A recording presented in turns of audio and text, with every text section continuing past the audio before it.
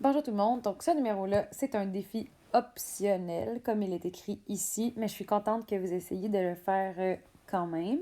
Je ne vais pas vous donner la réponse puisque c'est un défi, mais je vais essayer de vous guider un petit peu.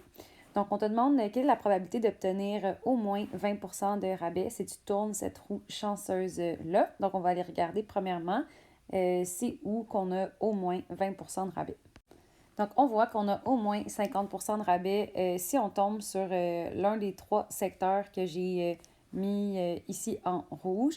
L'erreur à ne pas faire, c'est de penser qu'on a trois secteurs gagnants sur un total de 1, 2, 3, 4, 5, 6, 7 secteurs.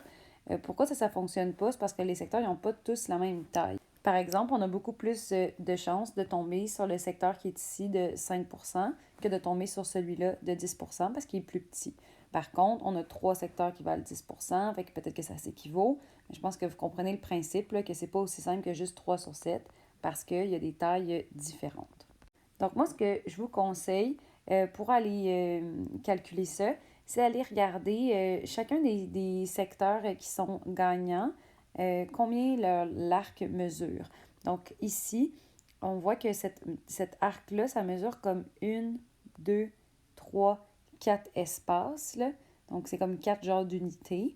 Même chose pour ici. Donc, une, deux, trois, quatre. Et ensuite, une, deux, trois, quatre encore. Ça veut dire qu'on a 12 genres d'unités qui sont gagnantes. Là, on va se demander, OK, mais tu as 12 chances de gagner, mais sur combien au total?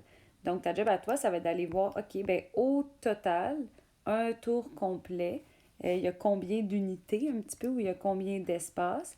Puis ensuite, ben, tu vas dire, ben moi, j'ai 12 chances de gagner sur, mettons, je sais pas moi, 36. Puis à ce moment-là, tu vas me répondre, tu vas mettre cette réponse-là en pourcentage pour savoir c'est quoi ta probabilité de gagner. Sinon, si vous voulez y aller un petit peu plus simple, par exemple, peut-être qu'il y en a certains d'entre vous qui ont remarqué que le 5%, si on le divisait en deux, mais il y avait exactement la même taille que tous les autres secteurs.